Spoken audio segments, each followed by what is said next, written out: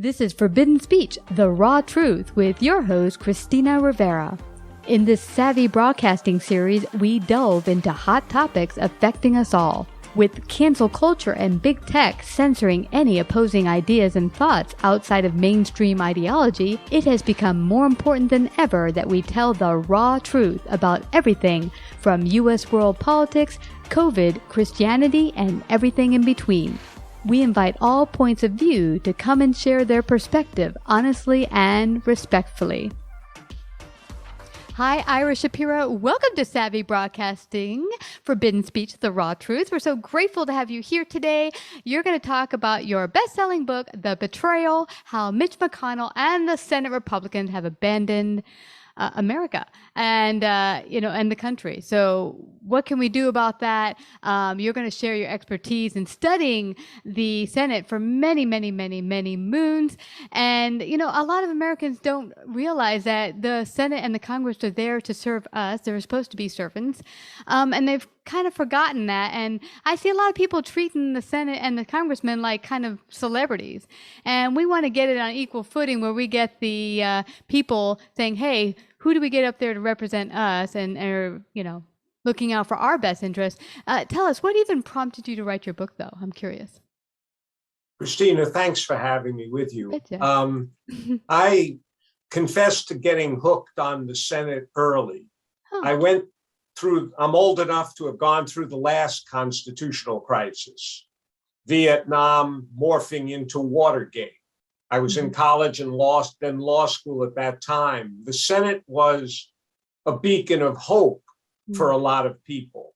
And I worked there as an intern. I got interested in it and I came back and worked 12 years, had a wonderful experience, and then went on to do other things. And then looped back later, disturbed about the decline of the Senate. I wrote my first book, which came out 10 years ago, and I've written two more since then, describing the downward arc of the Senate. And I think the Senate's failure, and which is a profound failure, is really central to destabilizing our political system. Is it the same for Congress? I don't know if you looked much into that. Is there also a downward turn to the Congress as well, or? No doubt that the other house, the House of Representatives, has also gone down. But the difference is that the House was supposed to be a partisan, majoritarian institution. The Senate was supposed to be a place where the parties could come together and work out the most difficult problems through essentially extended, not unlimited debate, principled compromise, etc. The Senate used to work that way, but it stopped working that way a long time ago. And when it stopped, when it became hyper-partisan and gridlocked, it threw the whole system out of gear. And so while this book focuses on its failure during the Trump presidency, it's a longer playing story. So it didn't just happen in the past several years. Now, I'm wondering, is there a way to change this? Like, I know that when I talk to people, they're like, I'm on the red team or the blue team. Is there a way to not have to have a blue or red team that we can, because for myself, I was listed as an independent forever, and I got away from the Democratic Party because I didn't want to be stuck in a hole. I wanted to be like, I'm outside of the two-party system. Is there any way to get away from that two-party system, or are we just doomed to just choose one side or the other? It's a great question. I've thought of various models, but I think for the foreseeable future, we have the red team and the blue team.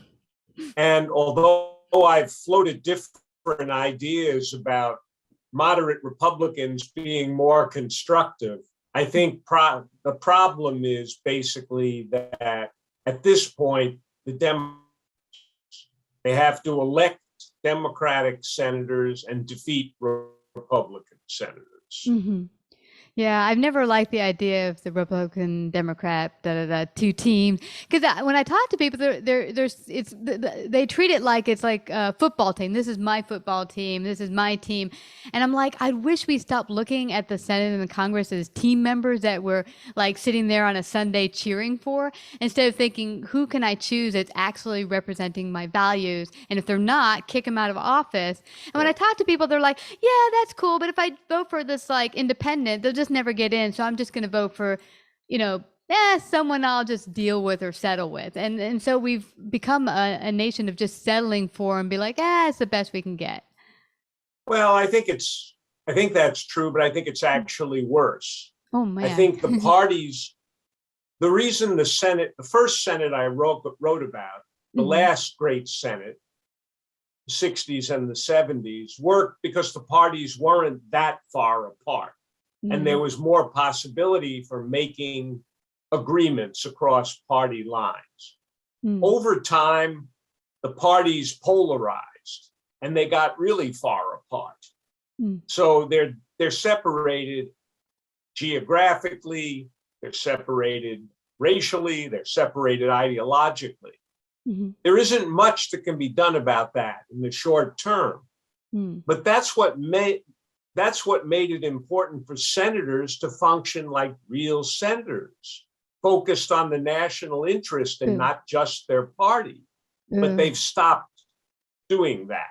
The Republicans basically gave up on their responsibility to the nation. They stood by and allowed President Trump to rampage during his term, wage war on our democracy, and they didn't intervene in the way that the senators should have intervened and how they did during Watergate. Now, when you say Trump rampage and was pushing through and the Republicans weren't like holding him accountable, in what way was he pushing things that were not ideal for the United States public, and where should they have like jumped in to resolve things? Well, from the beginning of Trump's term, it was clear that he had an unusual relationship with Russia. And we had a president who was very friendly toward Putin and was basically undermining the NATO alliance. And there were investigations of that. They started out doing a reasonable job investigating it. But after Robert Mueller, the special counsel's report came out and somewhat fizzled, the senators sort of washed their hands of everything that was going on. Yeah. Even though they had great doubts about what Trump's relationship with Russia meant. Well, it's interesting. It's interesting because all of that was brought forth that, he had a conversation, was this some hanky-panky going on behind with Russia, and he's saying some nice things about the president of Russia. Is there something funky here? And, it carried on with 2 impeachments and a lot of trials and a lot of push against, what's going on here. And there really wasn't brought forth any evidence that he was guilty of anything. First of all, neither of the trials actually focused on Trump and Russia. One focused on his effort to shake down President Zelensky of Ukraine. That was the first trial, right? He was trying to convince Zelensky to put pressure on the Bidens, particularly when Joe Biden was going to be the most likely nominee against him. The second trial was about his role in inciting the insurrection. The senators couldn't even convict him of something that everyone had seen in plain sight. And what was that in plain sight? The incitement of the January 6th insurrection at the Capitol. Yeah. Now, from what did you see in that was an insurrection? Because I saw on TV that people were getting together. They weren't happy with the results. Now, we had someone on recently. He's a professor, I think, in Colorado University, who said at that point, January 6th is really the counting of Congress to come together, count the votes. It's already a done deal. There's no there's not going to be a change at that point that, oh, we're going to flip it. It's going to go to the other side if it's not valid. We would have had to bring this up to the courts or resolve it before January 6th. Most Americans aren't familiar with how the system works. So they're like up in arms, upset about it. And if you are, okay, and you're going to stand out there and you know, say your beef. But for the most part, I wasn't seeing like burning downs of towns or rampages through DC or cities throughout America being, we didn't get our way, we're going to burn the streets down. So I didn't really see what the news was talking about as far as, oh, there's an insurrection, they're trying to steal back the country. I saw some unhappy people. And, you know, and the cops opening up the door and saying, come on in. But how did you see it? Mm-hmm. Well, I didn't see it that way, but I would ask, I guess I would ask whether you've seen any of the recent January 6th committee hearings, which basically over the past few weeks have laid out the degree to which there was a conspiracy to stop the peaceful transfer of power and a conspiracy to essentially bring together an insurrection at the Capitol, which Trump did not stop and indeed seemed very happy to have happening. I think it's important for you and your audience to look at some of those hearings, which are the most current evidence of this. From my standpoint, we had evidence before that, and I describe it in my book. www.irashapiro.author.com was the website, but I describe it in my book, but the recent hearings make it quite clear just what the peril to our democracy was. Yeah. I mean, people bringing forth allegations doesn't present proof that this is actually, and also there was also, you know, FBI being involved in such. So there's some hairy things, but I suggest everyone look at it for themselves. Read your book, go out and get your book today, because there are definitely problems. And I agree with your book that we definitely need to fix the Senate and have both the Senate, the Congress working on behalf of the people, not the other way around. And I see that Americans have tend to see, you know, elected officials as somewhat celebrities, like, oh, can I get your autograph? Stand here with my baby. And I'm like, dudes, these guys are here really to work for us, not the other way around. I'd like that we begin to hold all politicians accountable. I agree with that. I do think the senators are celebrities for certain reasons, but they ought to remember what their ultimate responsibility is. Yeah. And they're not supposed to just be members of a party. They're not supposed to only represent their state. They're supposed to be focused on the national interest. And the argument in my book is their highest responsibility was to make sure that we didn't have a president that was overreaching and becoming a threat to our democracy. Now, isn't the Senate's job really not just focus on that? Because the president, and this is what makes me nervous about when a president starts signing executive orders, and in recent history with Obama, President Trump, and even Biden, really, they're there to be the commander-in-chief of the military, make sure that we have a strong military, and to be the face of America. But really, as far as, you know, whether we go to war or something, Congress is supposed to vote on that. So each branch was supposed to have their duties, and one should not be crossing over to another, like, you know, signing executive orders and laws, because then it just skews the reason why we had the checks and balances and the three branches of government. We wanted it to be separate so that one didn't kind of verge into another. And it's kind of become all combobbled. No, I think that's true. But from my standpoint, what we've seen is the hyper-partisanship and the gridlock has paralyzed the Congress, which has destabilized the system. When the Congress doesn't work, the presidents who want to do something and can't get any legislation through, they resort to executive orders. When the Congress doesn't work, the courts, and particularly the Supreme Court, start playing a disproportionately large role. So the Congress has failed us in many respects, but I believe that the Senate has been at the center of all those problems. Now, you know what I'm thinking, Ira? Maybe a good thing is that I don't know how this could happen because I'm pretty sure that the Senate or the Congress is not going to vote themselves out of a gravy train in most cases if they've been in office for like a long time. But how can we make sure that maybe we have how do you call it? Term limits like we do for the president. I think like, boom, you work for 2 terms and then you don't get to run again because you're done. Another person gets to take a turn. Is there a way we could go? Yeah, no, look, I've never really favored term limits until recently. I'm getting more sympathetic to them. Yeah.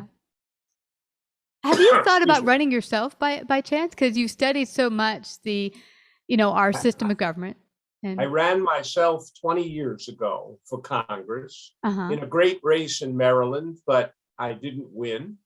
And at this point, I actually believe that the system has too many old people in it anyway. No, the last thing you need is another person who's older than 70 years old. We need 40-year-olds, 50-year-olds, etc. People need to step up, and other leaders need to actually be ready to pass the torch. Boom. We have a senator in Iowa, Chuck Grassley, who's 88, who has decided he has to run for another 6 years. That's oh my gosh! Not good judgment. No, not to mention, could he even get around? I mean, there's some people who are really good health, I guess. There's a 7-year-old bodybuilder. But it's, your judgment isn't good if you're running at 88 for 6 years. And it's not going to get any better as you approach age 95. Oh, yeah. That's why, I mean, what can people do? Like, because I know, like I said before, I think if you're in this gravy train, you've been doing it 30 years or whatever, you're like, I don't want to give up being on the Senate or Congress. So how do we, the people, like bring forward? Them out. We vote them out. You vote them out. I mean, there are no term limits, as you note. So you count, first of all, on people's willingness to show some restraint and say, well, I've been here 30 years. That's a good run, but it's time to pass the mantle to someone else. Well, if somebody doesn't have that good judgment, then it's up to the voters to say, we actually don't need you for 6 more years. It's time for a change. Yeah. It's interesting. I've talked to a number of people when it comes to voting time. Oh, I'm sorry. Your video slowed up. I thought you stopped. Yeah, sorry about that. Your video stopped. I thought you stopped talking. No, I was going to say that I've talked to a number of voters before whatever election time we have where there's local or state. And they're like, yeah, I don't really like who we have, but, I know them. They've been running. It's not so bad. And so it's kind of the same thing. This happened when I was in New York and Mayor de Blasio was running. And majority of Americans or New Yorkers, I talked to were like, I don't like him, but I know him. I'll take him. And I'm thinking that's just a sentiment that gets us into trouble. It's a good idea. Okay, we don't know this person. How about we pass the reins to someone we don't know, do a little research and say, let's give this person a shot. We don't like him in 2 years. We vote him out. As you point out, I mean, at least with de Blasio, there was a 2-term limit. Yeah. So, that kind of limit, and we have most states, not all, but most states have a limit on governors, mayors, etc. Presidents have limits. Yeah. Grassley, who I mentioned, is already served 5 times longer than any president is allowed to. Wow. More than 40 years. What's that about? That's crazy. There's quite a few of those old dinosaurs in there. But yeah, you've given a lot of food for thought for our audience. I really hope that they educate themselves. Don't fall into this person or this is the right way to think, or that's the right way to think. Just go deeper into it. Read your book. Where can they get a copy of The Betrayal, How Mitch McConnell and the Senate Republicans Abandoned. Is it Abandoned the U.S.? I think I lost Abandoned America. Abandoned America. The best way to get it probably is to order it through Amazon or Barnes and Noble. Awesome. And do you have a website? It's in the bookstores, but it's harder to get it there. Awesome. Do you have a website as well? Yes. www.irashapiroauthor.com. Can't miss that. That's easy. Well, thank you so much. We really need, as Americans, to take back our own country. And that requires everyone doing their own work, their own research, going out there, reading your book, reading more than your book, just getting out there and researching for themselves, and then holding our elected officials accountable. All of them. I think that's right, Christina. And thanks so much for having me and letting me reach your audience. You betcha. You have a great day, Ira Shapiro. And thank you for coming to Savvy Broadcasting's Forbidden Speech. Thank you. Like, subscribe, and share this episode. To listen to more Forbidden Speech or Savvy episodes, visit savvybroadcasting.com. To find out about our paid sponsorship opportunities or how to become a guest, email Christina at lifeunscriptedradio.com.